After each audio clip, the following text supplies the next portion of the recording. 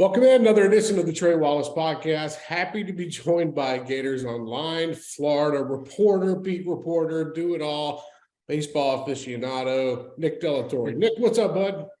Trey, glad to be here. Happy that you decided to have me on. It's fun, man. We talk all the time and finally getting to sit down and hash it out when it comes to college football, when it comes to basketball, baseball. Hell, you've been watching gymnastics lately, so I might even touch on that. No, exactly. But with everything going on right now, Nick, when it comes to NIL, when it comes to Florida, has been a story over the last couple of weeks because of Jaden Rashada, and you put out a great piece with a timeline on kind of how things went down, who kind of was the one involved in this, situation with Jaden Rashada. And so let's kind of dive into that. Coming off your reporting, and I don't want you to give everything away because I want people to go and read it. But what we're kind of looking into this thing for the last couple of months, man, what were some of your big takeaways, maybe shocked you, or you just, when you dug deep into it, you're like, okay, wait a minute, this doesn't feel right? Well, I think that's probably the first thing to note is this has been ugly publicly for 2 weeks, but as you said there, it's been going on for 2 months, and I think the big thing is, and I didn't really touch on it in the story, was it was so interesting to follow Florida and Miami this year. Obviously, you've got John Ruiz, a billionaire, pretty deep pockets, and he's just throwing money and caution to the wind. Wanted to see his Hurricanes get back to the top, and there were so many instances, more than I can remember since I've been covering the team since 2013, where Florida and Miami were 1-2 or in the top 3 with commits in the same class. And I think Florida just came out second place or third place to Miami so many times. And I think what precipitated this whole incident was Florida trying to get a win back. And this was right after Cormani McClain shocked the world. And it was right after Florida had gotten back into conversations with Jaden. Because prior to him coming to Miami, they were sent to the scholarship offer. I think saw the writing on the wall. Jaden had told them, hey, I'm going to go to Miami. And I think what you got was Florida and boosters or collective people around Florida like, hey, we need to get a win. And I think you saw, really a year-long battle between Florida and Miami, collectives and boosters, that Miami was winning. I think you saw Florida try to get back into it. And whether the money was never there and there was miscommunication, or if the money was promised and then somebody came off, and was like, hey, that's a lot of money. Maybe I shouldn't have done that. I don't know. We probably need to get to litigation and some discovery to find that out. But for whatever reason, the money was not going to be there. And the Gator Collective kind of realized that. And with their name on the line and their name on the contract, terminated the contract. Why do you think we've gotten into besides the rivalry between Miami and Florida, Cristobal coming down to Miami, Billy Napier's at Florida now. You got Norvell, a lot of people thought was hanging on by a thread at Florida State. Now he kind of turns it around in 2022. Okay, so he's set for the next year or so, maybe 2 years. We'll see. Well, why do you think it turned into a pissing match between Miami and Florida? It's like when NIL struck, it felt like those two teams, and not Florida State. I'm not trying to diminish Florida State, but it felt like Miami and Florida were just going back and forth and seeing who could either outbid the other, or B, take it one step further when it comes to recruiting. Is it because of Ruiz, and is it because of some of the boosters at Florida? Is it that simple? I mean, nothing is black and white in our world, and you're probably looking at way more colors than even black, white, and gray when it comes to NIL and in this scenario. I mean, this is a landscape that Nevin Shapiro would have thrived in. Wouldn't have had to be so sneaky if NIL was a thing. And you probably got a a new Nevin Shapiro, just doing things. Yeah, well, who knows, legally or illegally. I think he's has tweeted out some Doesn't stuff and matter. deleted it. Yeah, it doesn't matter. The NCAA is proven to be a toothless dog, so do what you want to do, I guess. I just think it's been super interesting to me to kind of follow this back and forth of Florida and Miami, and I think that's probably the genesis of where you get to a situation where you're offering a 18, 19-year-old high school athlete first round NFL money. Bottom of the first round, but first round NFL money. And the number that we put out there, the 13.85 million. Now listen, you're not stroking a $14 million check. That's broken down yearly. The athlete needs to go through obligations, and whether that's signing or doing spaces or going on podcasts, need to do obligations to fulfill that. And here, if Jaden Rashada is worth that money, he's not going to be here for 4 years. And when he declares for the draft, he's out. If he's not worth that money, he's probably going to get beat out for a job and will be in the transfer portal. So like the likelihood of paying out that contract for 4 years is low, just because of the nature of quarterbacks and the transfer portal. You're going to head out if you're not getting playing time. And if you are that good and are worth it, you're probably not staying in college for 4 or 5 years.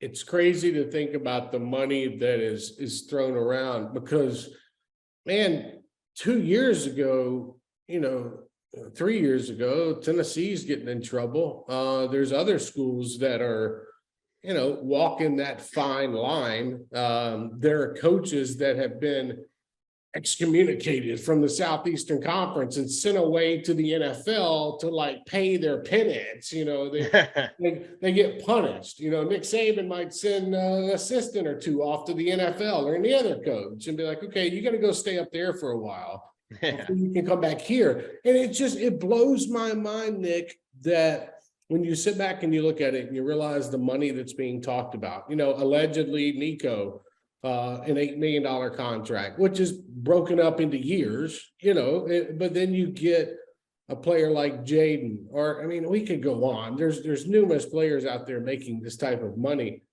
Did you expect this? I don't mean expect it, because it's hard to expect something like this. But when it comes to NIL, all they're doing is they're not having to meet in the back of a hotel parking lot anymore. They're just doing it out in public. What's your perception on it, especially what's going on in the SEC?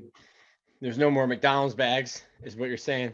Right, exactly. Yeah, easily. I've always been on the player's side. I'm a big proponent of NIL. I think the players should probably be employees and get health benefits, and get a 401k and get a piece.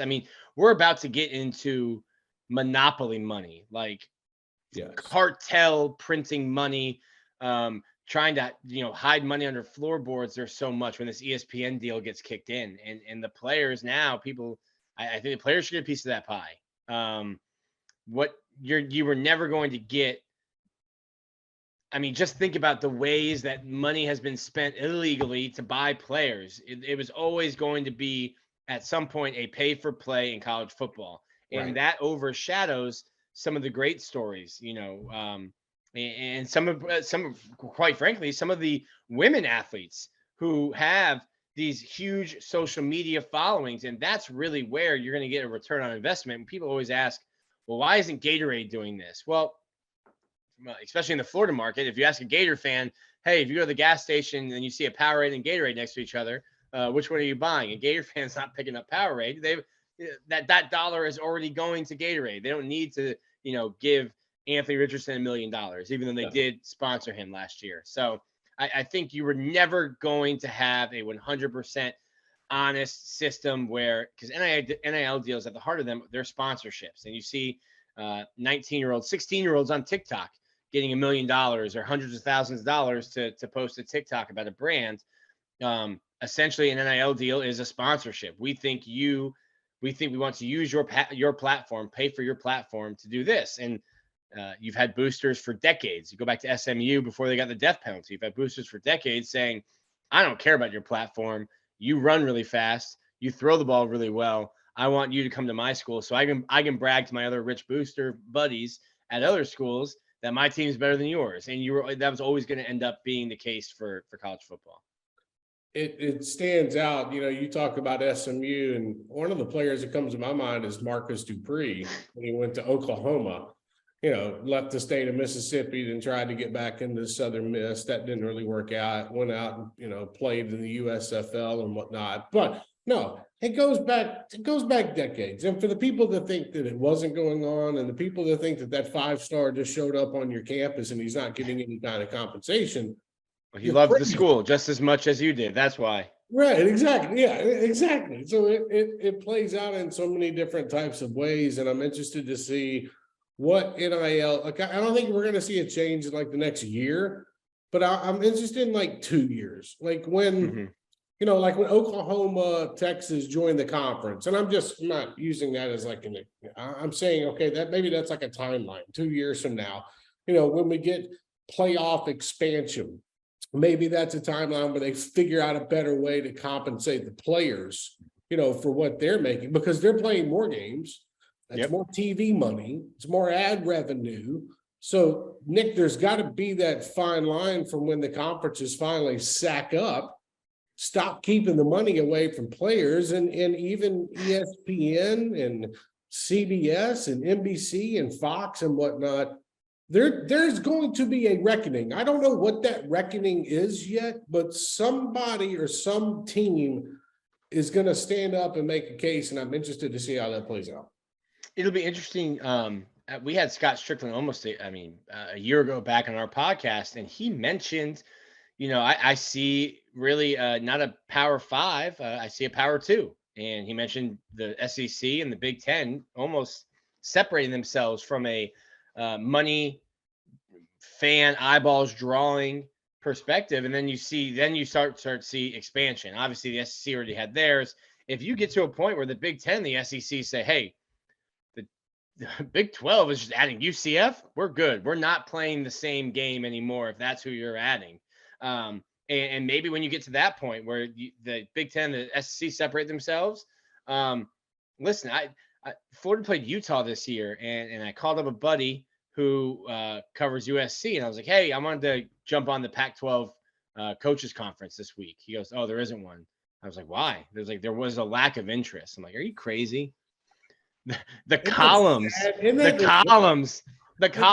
from SEC writers that would be freaking out if the SEC canceled their weekly teleconference. Like the eyeballs that the Big Ten and the SEC will draw will separate them. And then what kind of bargaining power do they have? Because it would behoove them to say, hey, we're going to do this in our conferences. And that would give you a leg up on the Pac-12, the Big 12, and the ACC.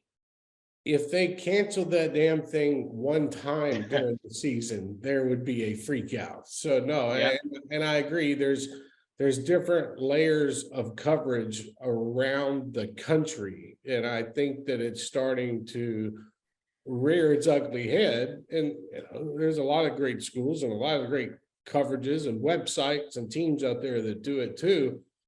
I'm just wondering, when those players finally cash in, but that's going to be a conversation the folks are going to have for the next couple of years. And going back to this past season, Nick, you look what Georgia did. You look how Alabama lost so many of those close games. You look at the conference, LSU gets curb stomped by Tennessee and Baton Rouge, and then all of a sudden they go on a run and make it to Atlanta. Tennessee's 11-2 on the year, number 1 in the country. If they'd have beaten South Carolina, they'd have been in the playoff. I don't, I think they'd have been fighting, probably playing Michigan, I'd imagine, maybe in the playoff, or who knows, maybe it'd have been 1 or 2. It all fell apart. What were some of the storylines you look back in the conference this year and like, okay, wow, that happened, or maybe it's a letdown? Is it besides like A&M? Because after that damn App State game, you're wondering what the heck's happening in College Station. But for a team like Arkansas, who had kind of a down year, what stood out to you? Yeah, I think there was a lot of unknowns. I thought Florida was an unknown. I think Anthony Richardson was certainly a story. He comes out of the gate in the game he has against Utah, and then the very next week against Kentucky, you're like, okay, that's a yin and yang, Dr. Jekyll and Mr. Hyde, who's playing quarterback for Florida on a weekly basis. Right. I think The emergence of Hendon Hooker was certainly a storyline. I think KJ coming back to Arkansas is a storyline that I'm going to be looking at for next season. And how good will Arkansas be? Obviously, being a Florida beat reporter, Arkansas travels to Gainesville next year. That's huge for me. I thought the way Nick Saban was talking, normally it's rat poison and this and that. Nick Saban was walking with his chest puffed out all offseason. And my thought was, like Nick loves this team. This might be bad for everyone. Yeah. And then it wasn't. that just wasn't the case. And he's rehomed his offensive coordinator. He's rehomed his defensive coordinator. I look forward to co-offensive coordinators Cliff Kingsbury and Dan Mullen sharing the sideline in Tuscaloosa. As the Death Star reloads. But I think Alabama. And by the way, too, like if folks don't realize it, like Bill O'Brien just didn't leave to go back to New England, and Pete Golding didn't leave just to go to Ole Miss. Like there were deals struck. Nick calls Bill Belichick. Nick's been trying to rehome Bill O'Brien for a couple of years now. Bill O'Brien's been like at the adoption agency. Nick's like, hey, great coach. Why are you trying to get rid of him, Nick? I don't know, but he'd be great for you.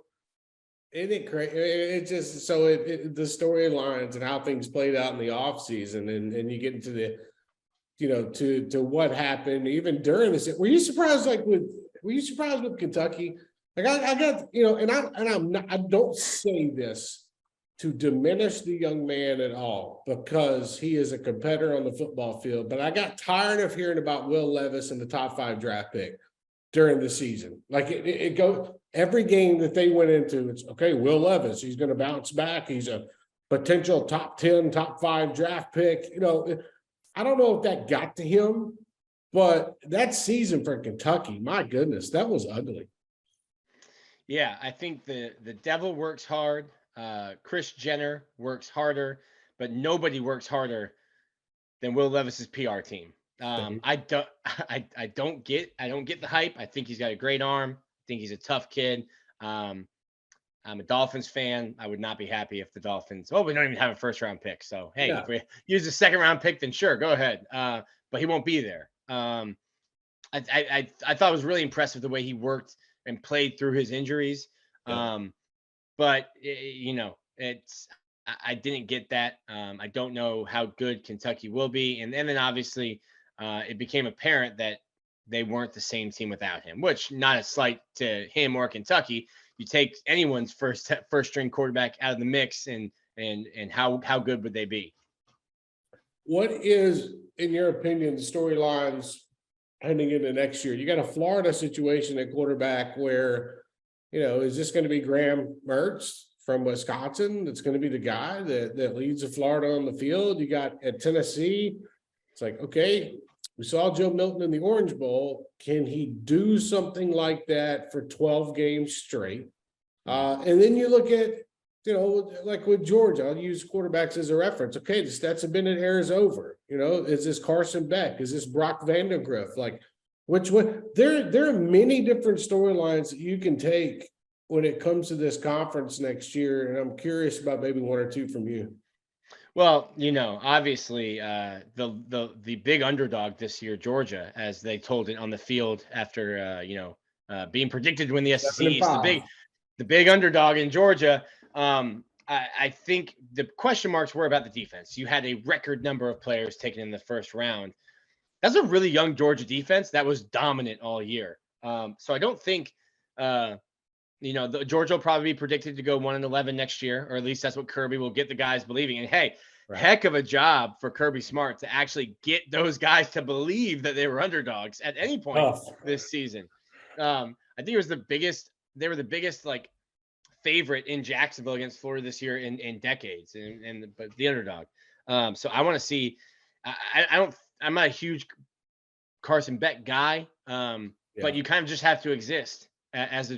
I don't think Stetson Bennett's a great quarterback, but he existed and didn't lose games for them. All you have to do with the talent that they have around you is just exist. Like Friday Night Lights. If you want to win, let Booby spin. Just hand that ball off, hit your targets, throw to number 19. He's pretty good. I think that's a storyline. It'll be interesting to see who Nick Saban refills there.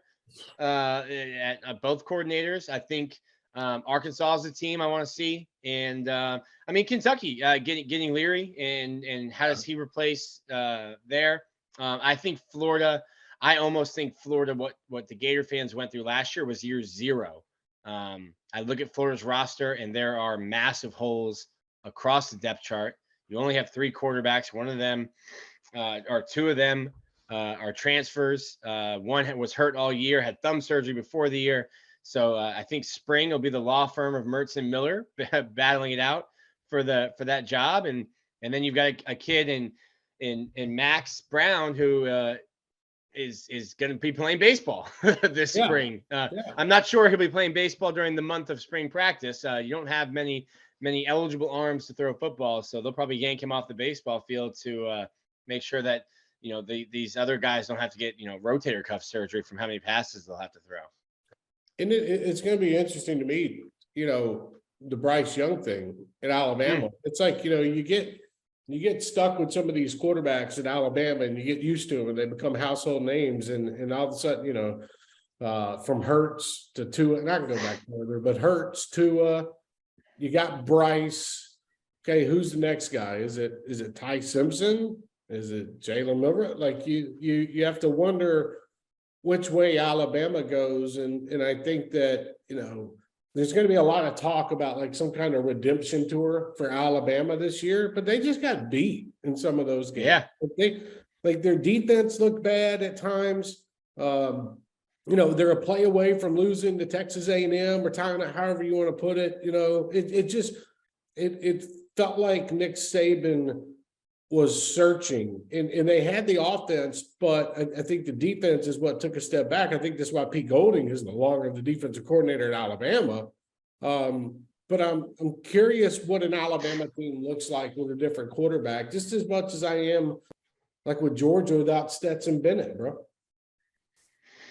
Yeah. The one thing I think it is, so you can't really even start to, I guess, put an opinion out there until you know who's going to be the coordinator. Right. I joke because it would be a very Nick Saban thing to do, to pull Dan Mullen out of the booth. And then I think, hey, Dan Mullen, for all of his faults at Florida, he didn't recruit well enough, but they were in games because he's a damn good ball coach. And when it comes to Saturdays, X's and O's, one of the top in the country. And can't say anything bad about him there. And if that's your quarterback, or if that's your offensive coordinator, what he can do with quarterbacks, his system is so easy for quarterbacks, then I don't think it's as much of a question. Where it would just depend on who you can get to come be your offensive coordinator there.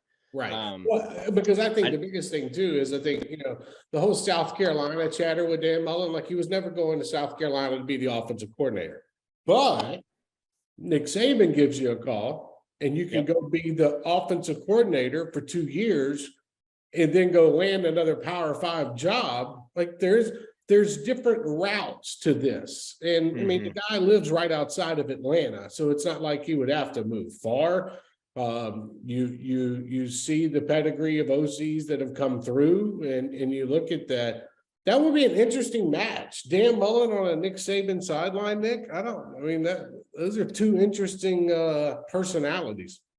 It would be the second time in second coach that Florida would be paying while also potentially playing against him after paying Will Muschamp, while he was going through his SEC tour, despite getting paid by Florida. Right. Yeah. It's crazy to think. Hey, real quick, anything stood out to you SEC basketball wise? We're hitting that point, about 12 games, 13 games left in the regular conference season.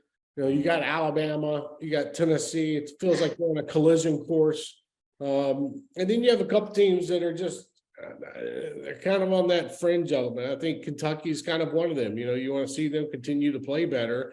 If you're a Kentucky fan, you're going to freak out on Calipari again and ask him to go to Texas. And you kind of look down the list, like even Eric Musselman, and Arkansas are kind of struggling. You look at Florida and some of the wins that they've had. What stood out to you?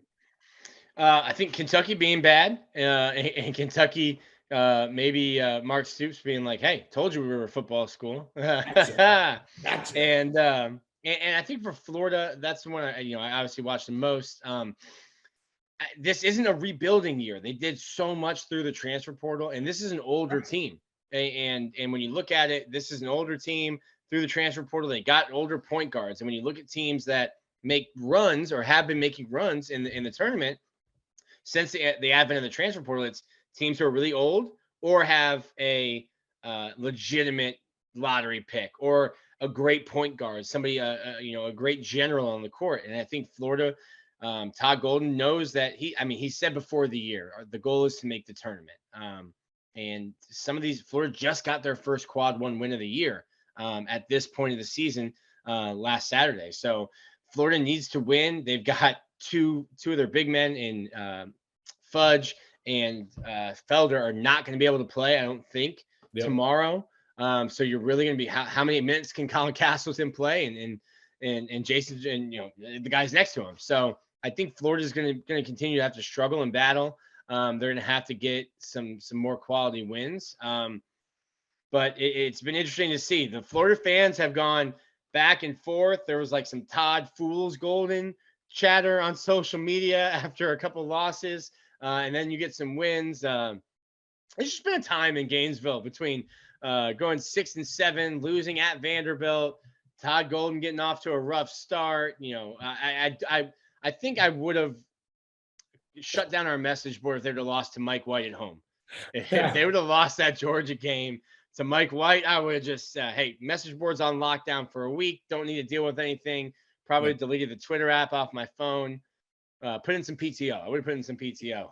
You got that right. No, and we're almost here too. We are a few weeks away. College baseball season starting. I love it. Going to be a lot of fun. A lot of really good teams in the conference and around the country. A lot of tournaments are going to kick off.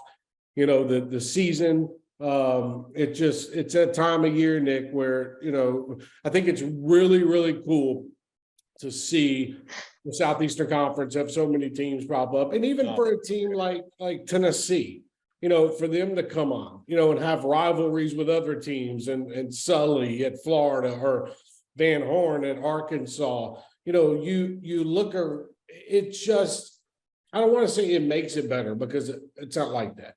But I think the SEC has gotten better in college baseball in the last 10 years. It's not just LSU and like a few others. I think there are some pretty dominant, South Carolina and the run that they went on. I think there's a few dominant teams. Ole Miss goes on this crazy run last year, is able to pull it off. Mississippi last State, team in the tournament and then wins the whole thing. And Mississippi State the year before, we're here, man. College baseball is here. I think it's going to be a fun season. I mean, there's it's really, I've been lucky as a baseball guy. Played you see all my baseballs in the background there. Played D3 baseball. Nothing on this stage, but just to see the level of competition I've considered myself lucky. And Florida fans got mad at me. I liked Tony Vitello. I like Tony Vitello. I liken him to Kevin Garnett. And if Kevin Garnett's on your team, if Tony Vitello is on your team, you love him. You go to bat for him because he's passionate. He goes to bat for his guys. Tennessee fans, and this might make them mad, didn't care about baseball. Couldn't give two rats, about baseball. Yeah. He shows up, goes to the frat house and says, hey, you got free tickets. You're going to sit right above the visitors' dugout. And that got into Florida's head last year. They had guys turning around and like getting back and forth with these kids. Like Tennessee was so good, and I think they'll be good again this year. Tony, it's a credit to him. The work that he's done to put Tennessee baseball on the map and get people to care about it. I think that only makes it better for the entire SEC. And I know Florida fans are waiting for that Tennessee trip down here to Gainesville this year. I'm looking forward to that one as well. There's so many great rivalries. I'm upset that Florida and LSU don't play this year. Yeah. I might have driven to Baton Rouge to go see that one if it was there. But yeah, there's a lot of really, really good teams and a lot of really good talent. And it's funny that, one of the writers just came in last year and he's like, who's the best player you've watched? And I'm like, I've been covering college baseball 10 years now in the SEC. I'm like, there's probably 40 guys I've seen live that are now playing in the major leagues.